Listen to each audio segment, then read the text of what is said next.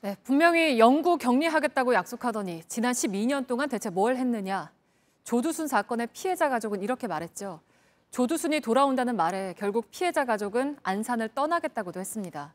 조두순 출소까지 이젠 석 달도 남지 않았는데 대비책은 잘 마련이 돼 있을지 밀착 카메라에서 알아봤습니다. 정재호 기자입니다.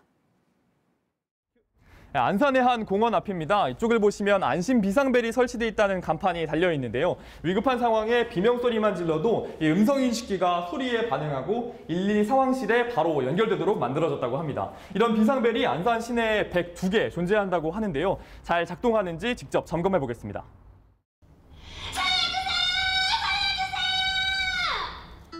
녹음된 소리를 틀었더니 아무 반응이 없습니다.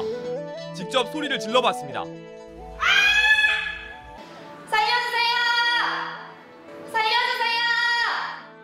아무 반응이 없다가 살려주세요!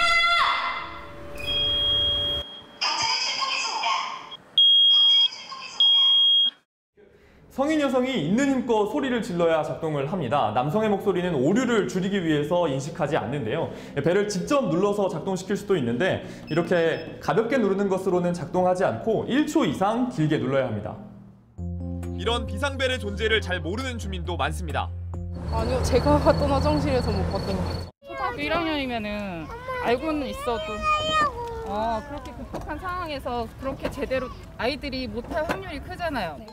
사고를 예방하는 것이 아니라 사후 대책일 뿐이라는 우려도 나옵니다. 그거는 사건이 일어난 후에 알 수 있는 거잖아요. 이미 사건을 예방하는 게 아니라 사건이 일어난 후에 뭐 비상벨 울린다고 해도 바로 오는 게 아니고.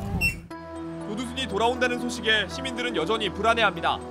너무너무 심각하고 지금 엄마들 같은 경우는 애기 엄마들 같은 경우는 너무 불안해서 카페나 뭐 인터넷이나 여러 가지 SNS로 그런 정보를 지금 서로 공유하고 있고 모든 게 이제 솔직히 걱정거리예요.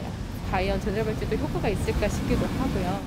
저는 지금도 깔아놨고 앞으로도 만약에 나온다고 하면 계속 찾아볼 것 같아요.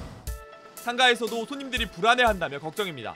손님들이 많이 불안해하더라고요. 여기 동네 어떤 학생은 자기랑 동갑이래 그 피해자가 하면서 얼마나 어떻겠냐고 마음이 그런 얘기 하더라고요.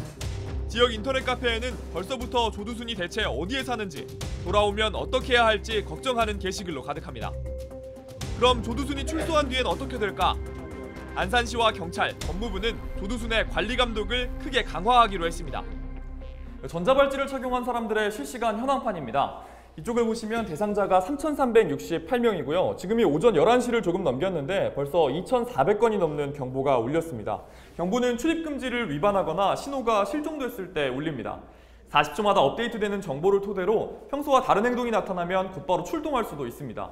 조두순이 출소하면 이렇게 24시간 동안 1대1로 관리합니다. 출입금지 지역에 들어갔다는 경보가 울렸습니다. 하지만 대상자가 전화를 받지 않습니다. 지금 출입금지구역에 진입해가지고 지금 이제 전화를 받지 않거든요. CCTV로 상황을 파악한 뒤 담당 보호관찰관이 즉시 출동하도록 하는 겁니다. 조두순이 출소하게 되면 1대1 전담 관리는 보호관찰관의 몫입니다. 여기서 이제 움직이는 것이 보이니까 우리는 실시간으로 이제 관찰을 하고 여기에서 계속 머무른다 이런 이제 그런 징후가 있으면 바로 저희들이 이제 출동을 하는 거죠. 지금은 3명을 관리하고 있지만 12월부터는 조두순만 맡습니다. 부담은 되는데 어차피 누군가는 해야 되고 결국 움직이는 건 사람이니까 제가 한 발 앞서서 하면 범죄는 막을 수 있다고 생각을 합니다. 하지만 보호관찰관 1명이 맡아야 하는 인원은 평균 16.2명. 조두순처럼 재범 위험성이 높은 대상이 모두 192명이지만 인력이 부족해 24시간 관리를 받는 건 그중 24명뿐입니다. 시민들이 느끼는 불안은 조두순 출소를 앞두고서야 늑장 대응에 나섰기 때문이기도 할 겁니다. 앞으로 80일 시민의 불안을 잠재우기 위해 적극적인 대책이 필요한 때입니다. 밀착 카메라 정재우입니다.